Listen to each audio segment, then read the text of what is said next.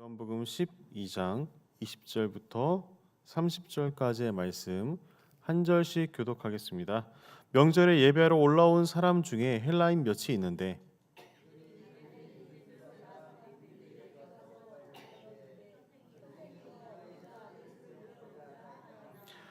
빌립이 안드레에게 가서 말하고 안드레와 빌립이 예수께 가서 여쭈니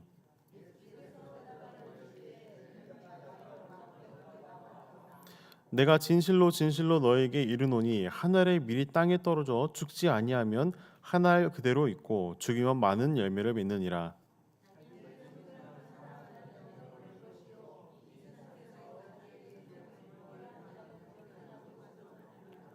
사람이 나를 섬기려면 나를 따르라나 있는 곳에 나를 섬기는 자도 거기 있으리니 사람이 나를 섬기면 내 아버지께서 그를 귀히 여기시리라.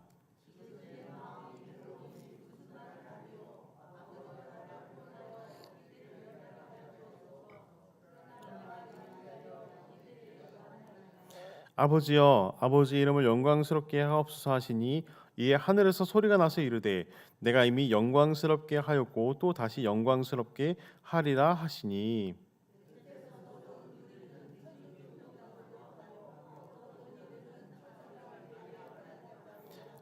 같이 읽겠습니다.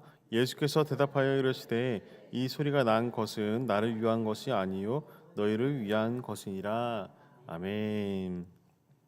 오늘 제목의 설교의 제목의 내용을 막힌 담을 무너뜨리시는 예수님 이렇게 지어보았습니다. 오늘 말씀을 묵상을 할 때 저에게 가장 머릿속에 떠오른 하나의 단어가 있었습니다. 그것은 바로 황금빛 미래입니다. 혹시 여러분들은 황금빛 미래라고 하면은 어떤 상상이 떠오르십니까? 머릿속에요.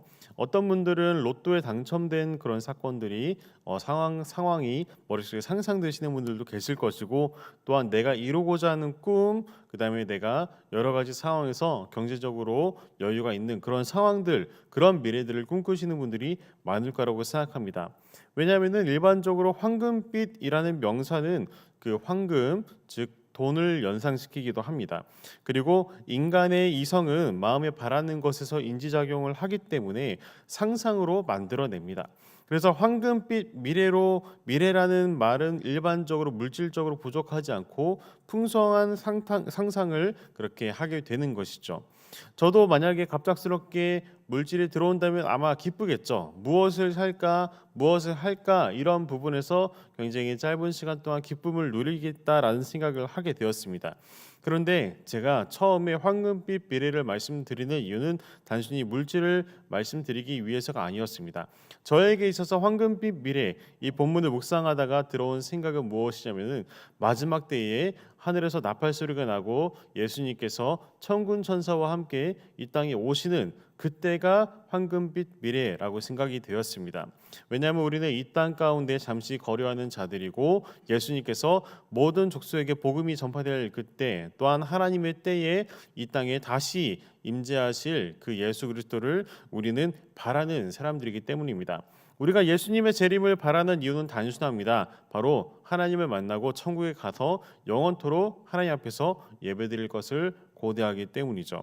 그렇기 때문에 우리는 잠시 살아가는 이 땅 가운데서 우리가 집중할 것은 많은 사람들에게, 또한 땅끝까지 복음을 전달되기 위해서 우리에게 맡겨진 사역을 힘써 감당해야 한다는 부분입니다.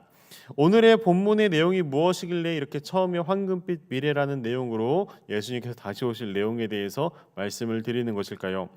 이 본문에 나타나는 2000년 전 그 유대 땅에서 제자들과 함께하고 있는 예수님에게는 황금빛 미래가 무엇이었을까요? 결론을 미리 말씀을 드리면은 예수님은 하나님과 인간 사이에 막힌 담을 무너뜨리시는 그 중보자의 역할을 이루어내시고, 또한 모든 이방인들이 주님께로 돌아와서 하나님을 예배하는 것, 그것이 바로 예수님께 맡겨진 십자가 사역의 내용이자 또 예수님께서 꿈꾸셨던 그런 비전이기도 했었습니다. 오늘 말씀을 통해 하나님께로 나아가는 모든 벽을 허무신 그 예수님의 중보 사역을 조명하고 오늘 우리에게 모든 민족이 구원을 받을 날을 고대하면서 우리 각자의 삶이 맡겨진 그 자리에서 예수님의 증인으로 살아가는 그 소명을 다시 한번 점검하기를 소원합니다. 본문을 한 절씩 한번 살펴보도록 하겠습니다. 20절부터 23절의 말씀을 다시 한번 읽어보도록 하겠습니다. 시작. 명절에 예배하러 올라온 사람 중에 헬라인 몇이 있는데 그들이 갈릴리 베세다 사람 빌립에게 가서 청하여 이르되 선생이여 우리가 예수를 배웁고자 하나이다 하니 빌립이 안드레에게 가서 말하고 안드레와 빌립이 예수께 가서 여쭈니 예수께서 대답하여 이르시되 인자가 영광을 얻을 때가 왔도다. 아멘. 이 본문에서 나타난 그 명절이라고 나오는데요. 이 명절은 유대인들의 가장 큰 명절인 유월절을 의미했었습니다. 유대인들은 잘 아시다시피 각 국에 흩어져 살았었습니다. 3대 명절이 되면은 율법과 전통에 따라서 각 국에 흩어져 있는 유대인들 아무리 먼 지역에 있더라도 꼭 명절을 지키고자 예루살렘에 모였습니다. 그리고 하나님께 제물을 드리는 예배를 드리면서 하나님께 나아간 그런 전통을 이어가고 있었습니다. 당시에 유대인들 외에도 그 유일신인 하나님께 관심을 갖는 사람들도 있었습니다. 우리가 뭐 기본으로 잘 알고 있는 내용이지만 헬라 문화권에서는 어떤 신을 섬기죠? 뭐 제우스, 뭐 하데스, 포세이돈, 뭐 아프로디테, 막 이런 그리스 로마에 나오는 그런 신들을 많이 섬기는데 그들의 신들은 다신입니다. 많은 신들을 섬기는 그런 내용인데 유일신인 하나님에 대한 관심을 가지고 그리고 하나님께 나와서 예배를 드리고자 하는 이방인들도 있었습니다. 여기에서 20절에 헬라인들이 나오는데 하나님을 예배하러 예루살렘에 올라왔다고 기록되어 있습니다. 여기에서 예배의 원어, 우리가 3주 동안 예배 세미나를 했었는데 예배의 원어가 프리스키네오라는 단어를 사용했었습니다.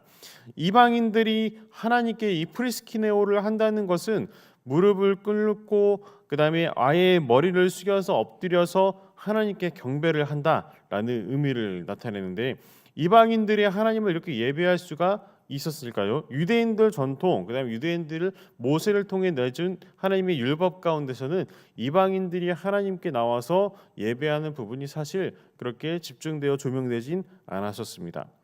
근데 단순히 이 헬라인들이 유대인들이 하나님께 제사를 드리는 것을 구경하러 온 것이 아니라 실제로 전능하신 하나님을 이미 믿고 그다음에 그들이 예배하고자 했던 그런 마음을 보아서 하나님을 알고 믿는 사람들이었다라는 것을 알 수가 있습니다.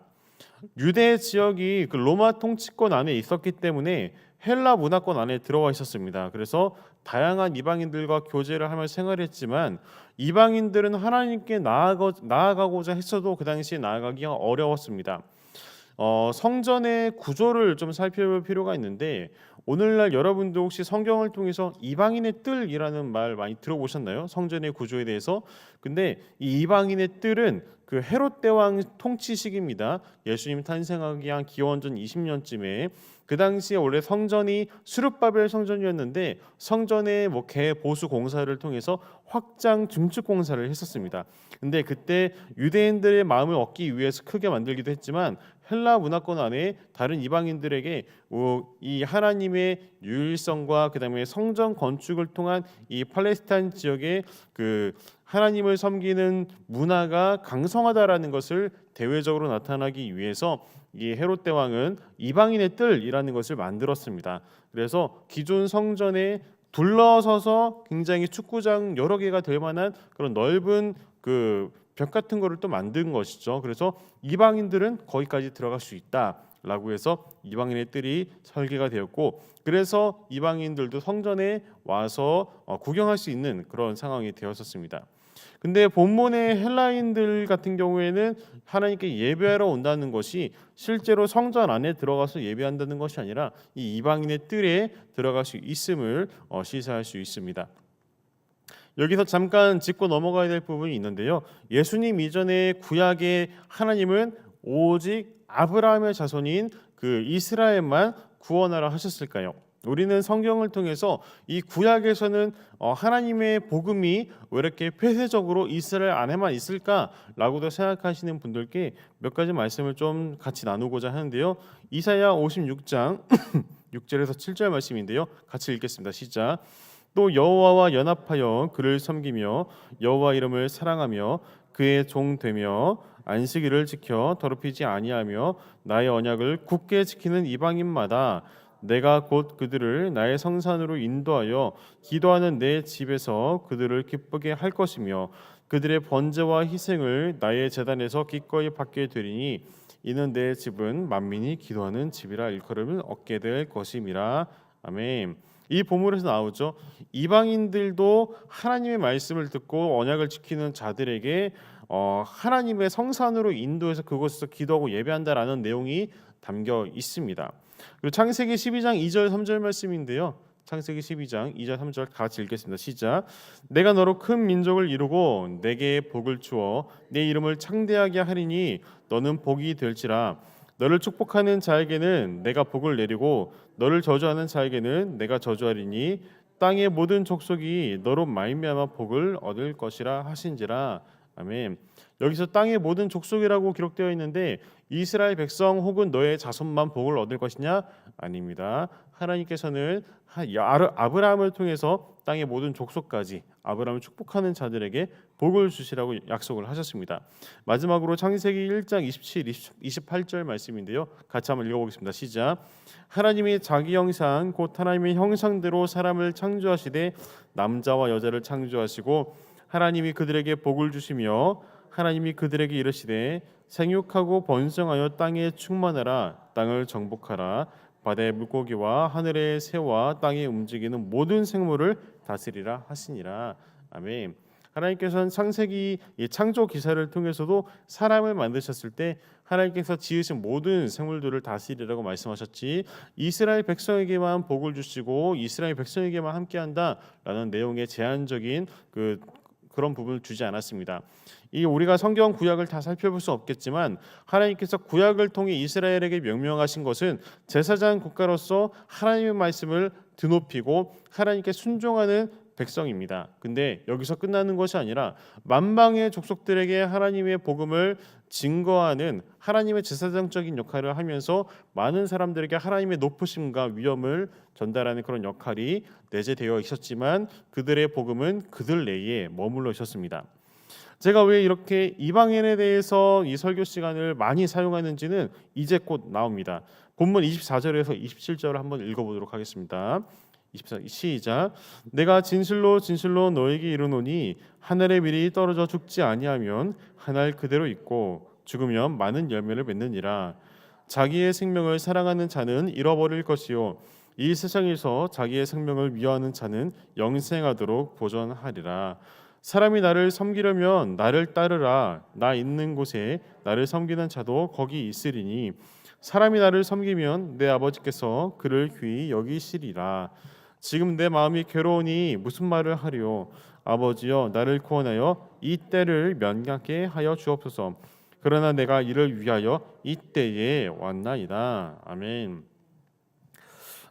보통 많은 설교하시는 분들은 오늘 본문 요한복음 12장 20절에서 30절 말씀이 주어지면은 방금 읽었던 그 예수님의 하늘의 미래 비유 이거 가지고 설교를 많이 하십니다.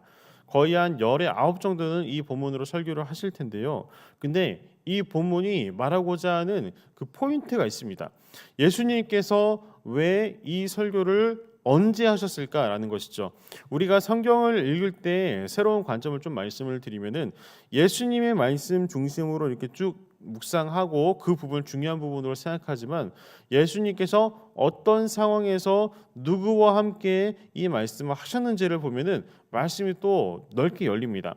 제가 이거를 좀 풀어드리면은 예수님께서 이제 이 가르침에서의 내용의 핵심은 생명을 가지고자 하는 자는 결코 잃어버릴 것이고 자기의 생명을 잃어버리고자 하는 자는 생명을 얻을 것이다.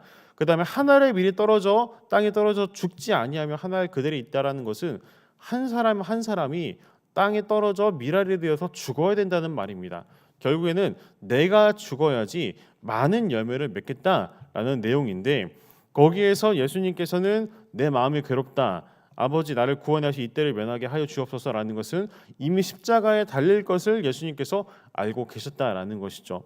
그러나 내가 이를 위하여 이때에 왔나이다라는 것은 정말 내가 괴롭지만 하나님께서 보내신 이 사명을 위해서 나 이때에 복음을 전하는 삶, 내가 죽고 그다음에 많은 열매를 맺겠다라는 말씀을 하는 것입니다. 근데 우리가 본문 맨 처음에 읽었을 때에 누가 예수님을 찾아왔었죠? 바로 헬라인들입니다. 우리는 쉽게 이방인들이라고 이야기할 수 있는데 이 헬라인들이 예수님의 가르침을 듣고자 따라왔었습니다. 이 헬라인들은 이미 하나님을 예배하러 가는 사람들이었고 전국에서 예수님에 대한 소식이 유대 지역을 넘어서 갈릴리 지역을 넘어서 아마 소아시아 지역까지 퍼져 나갔을 것입니다. 그렇기 때문에 예수님이 정말 하나님의 아들인지 선지자인지 아니면 위대한 선생님인지 분명히 보고 싶고 가르침을 받고 싶어서 예수님께 찾아왔었을 것입니다. 근데 예수님께서는 이방인들이 예수님께로 나왔을 때 이때의 이 생명에 대한 말씀을 하신 거거든요. 자, 이것을 조금 더 살펴보면은 먼저 이 헬라인들이 빌립에게 예수님께 가고 싶다고 나왔거든요. 이 빌립이 살고 있던 것이 갈릴리 지역이었습니다. 이 갈릴리 지역은 외국인들이 많이 왔다 갔다 하는 그런 지역이기도 했고 이 빌립이라는 이름이 헬라식 이름입니다. 이 시몬이라는 이름은 이 히브리식 그 아람식 유대식 이름인데 빌립이라는 이름은 헬라식으로 지어졌기 때문에 많은 사람들이 빌립이 헬라어를 할 줄 알고 헬라 문화를 이해할 수 있을 거라고 생각해서 헬라인들이 빌립에게 나갔습니다. 자, 그런데 이 빌립은 자신이 요청을 받은 내용에 대해서 혼자만 생각하고 결정하지 않았습니다.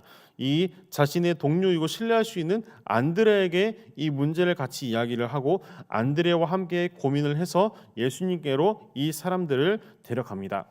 그리고 이방인들이 예수님께로 오자 이 이방인들에 대한 관심을 통해서 예수님께서 그들과 함께 대화를 하기보다는 이방인들이 오자 설교를 한 장면이 바로 방금 읽었던 본문인데요. 하늘의 밀설교. 이 맥락을 읽을 때 예수님의 말씀이 중요하기에 이 성경을 읽을 때도 이방인들에 대한 관심이 많지 않지만 여기에서의 결정적인 해석을 27절 말씀에서 전할 수 있는데요. 예수님께서는 미랄로 그 생명의 비유의 말씀을 전하시고 예수님 스스로가 자신이 죽음으로 많은 열매를 맺을 것을 알고 괴로워하셨습니다. 그런데 예수님께서는 자신의 생명을 통해서 수많은 사람들을 구원하기 위해서 지금 이때에 왔다라고 말씀하고 계시는데 이 가르침이 어느 지역에서 진행되고 있었을까요? 바로 예루살렘에서 진행되고 있었습니다. 그리고 이 예루살렘에서 십자가를 지게 될 것을 예고하시는 부분이기도 합니다. 근데 이 말씀이 이방인들에게 자신을 찾아왔을 때 하시는데 이방인과 십자가가 어떤 상관이 있을까요? 바로 예수님께서 십자가의 대속의 죽음은 태초에 인간과 하나님 사이 형성된 죄로 인해서 형성된 그 벽을 머무는 사건이 바로 십자가 사건입니다. 이 헬라인들의 전통적으로 유대인 관점에서 성전에 들어가서 하나님을 직접적으로 예배할 수가 없었습니다. 그럼에도 이 이방인들은 이방인들의 뜰에 가서 하나님을 예배하고자 왔던 사람들이죠. 자, 그러나 예수님께서는 여러 선지자들의 예언을 통해서 성취하는 부분에 대해서 이방인들도 하나님께 예배할 수 있을 것이다. 그다음에 만민이 기도하는 집을 세우고 그다음에 이방인들을 구원하기 위해서 자신의 사명인 십자가에 달리는 길을 선택하신 부분이기도 합니다. 하나님께서는 예배하러 이 타국에서 온 헬라인들이 예수님을 만나서 이 미랄에 대한 설교를 듣고 나중에 예수님이 십자가에서 죽으시고 부활하셨다라는 소식을 이방인들은 아마 들었을 것입니다. 우리는 이 성경에서 정확하게 나타나 있지 않지만 예수님을 만난 사람들이 각 지역에 흩어져서 교회를 세우고 그곳에 복음을 전하는 사도들의 그 움직임을 사도행전을 통해 많이 보았을 것입니다. 예를 들어서 로마에 바울이 간 적이 없습니다. 그런데 로마에 이미 예수 그리스도의 복음을 들은 자들이 거주하는 사람들로 인해서 교회가 세워졌고 로마 교회를 위해서 사도 바울이 로마에 보낸 편지가 로마서입니다. 이방인들이 예수님의 십자가 사역에 앞두고 예수님을 찾아왔다라는 것은 바로 이 십자가 사역의 때가 되었다라는 것과 이방인들을 통해서 하나님께서 구원의 역사가 유대인들뿐만 아니라 모든 민족에게 전해진다라는 그 중요한 키워드로 이 본문을 보시면은 예수 그리스도의 사역이 어떠한 목적으로 진행되었는지 우리는 알 수 있습니다. 엄밀히 따지면 오늘날 우리가 2000년 이후에 지구 정반대편에서 예배를 드릴 수 있는 것, 우리가 하나님의 직계족손, 그 아브라함의 직계족손이기 때문에 예배를 드리는 것입니까? 아닙니다. 우리는 이스라엘 민족이 아닙니다. 우리도 엄밀히 따지면은 이방인입니다. 그런데 하나님의 은혜, 예수 그리스도의 십자가의 대속의 은혜로 모든 믿는 자들은 유대인이나 헬라인이나 이방인이나 할 것 없이 모두가 다 예수님의 제자, 예수님의 자녀, 하나님의 자녀가 된 것이죠. 그래서 예수 그리스도의 십자가의 사역을 예고하는 이 장면은 결국에는 예수님은 정말 괴롭지만 이방인과 하나님과의 그 벽, 믿지 않는 자들과 믿는 자들 사이의 그 간극을 하나님께서는 예수님을 통해서 십자가 사역으로 모든 벽을 허무셨다라는 것입니다. 예수님은 모든 사역 가운데 십자가를 두고 그 길을 행하셨습니다. 그리고 그 십자가에서 죽으시고 3일 만에 부활하심으로 그 죄의 벽이 모두 허물어지게 되었고 이방인들도 모두 예수님을 믿음으로써 구원을 받게 되었습니다. 이 본문의 말씀을 통해서 예수님께서는 철저히 자신의 유익과 영광을 위해서 살아가는 것이 아니라 하나님의 영광을 나타내기 위해서 살아가셨고, 하나님은 또한 하늘에서 천사의 목소리를 통해서 예수님에게 답변을 하신 말씀도 이어집니다. 오늘날 우리에게 말씀을 좀 적용을 해보도록 하겠습니다. 구원은 오직 하나님께로만 있습니다. 우리의 노력으로 누군가를 구원시킬 수가 없습니다. 특별히 도시선교 축제를 준비하고 있는 우리 가운데 우리가 비필을 품고 우리가 복음을 전한다고 해서 우리가 구원시킬 수 없습니다. 왜냐하면 구원은 하나님의 영역이기 때문입니다. 그러면은 우리의 역할은 무엇일까요? 오늘 본문에서 이 우리 역할을 하는 두 사람이 있었습니다. 그것은 바로 빌립과 안드레의 역할입니다. 헬라인들이 예수님을 뵙고자 했을 때 만약에 빌립이 자신의 생각으로 이방인들은 구원받지 못해, 이방인들은 예수님께 나오면 안 돼라고 생각했으면은 이들은 예수님을 만나지 못했을 것입니다. 예수님에 대해서 오히려 안 좋게 생각할 수도 있었을 것입니다. 근데 빌립은 자신이 오랜 전통에서 이방인들이 예수님께 나아가는 게 별로 안 좋다라고 생각할지라도 안드레에게 그 내용을 상의했고 또 안드레와 함께 이방인들을 예수님께로 인도하는 역할을 했습니다. 우리의 역할이 바로 인도자 역할입니다. 우리가 예수님께로 한 영혼을 초청하며 나아갈 때 우리가 어떠한 사람들에게 복음을 전할 때도 이 사람은 복음 들을 만해, 이 사람 전도해야 돼라고 생각할 수 있겠지만 우리가 생각했을 때 이 사람은 굳이 내가 복음을 전해야 될까? 이 사람 별로 복음을 전하고 싶지 않은데 라고 생각하는 사람들, 우리의 선입견이 있을 수도 있다라는 것입니다. 예수님은 그 당시 유대 사회에서 유대인들만 하나님의 자녀라는, 하나님의 백성이라는 그러한 고정관념에서도 모든 이방인들에게도 구원을 주시고자 하는 모든 전통적인 선입견을 깨시고 구원을 온 민족에게 허락하여 주셨습니다. 오늘날 우리도 마찬가지입니다. 우리가 복음을 전하는 대상이 우리랑 가까운 대상 좋습니다. 그런데 우리가 만나지 못하지만 정말 이 사람은 정말 복음이 필요한 사람, 이런 사람들에게도 우리가 마음을 열어서 그 사람을 축복하는 사람, 블레싱 펄슨으로 품고 우리는 기도해야 된다는 부분을 이 말씀을 통해서 전하고 싶습니다. 오늘 우리는 빌립과 안드레아 같은 선한 인도자가 되기를 소원합니다. 예수님께서 우리를 위해서 죽으셨듯이 예수님의 그 부활 사건을 통해서 모든 민족에게 예수님의 복음이 열렸듯이 우리도 우리와 맞닿은 모든 지역사회 혹은 가정 혹은 직장 동료, 회사 동료 다양한 분들에게 우리가 맡겨진 사명 그것들을 전달하면서 황금빛 미래 모든 민족이 구원을 받아 예수 그리스도가 다시 오는 그날을 꿈꾸는 오늘 하루가 되었으면 좋겠습니다.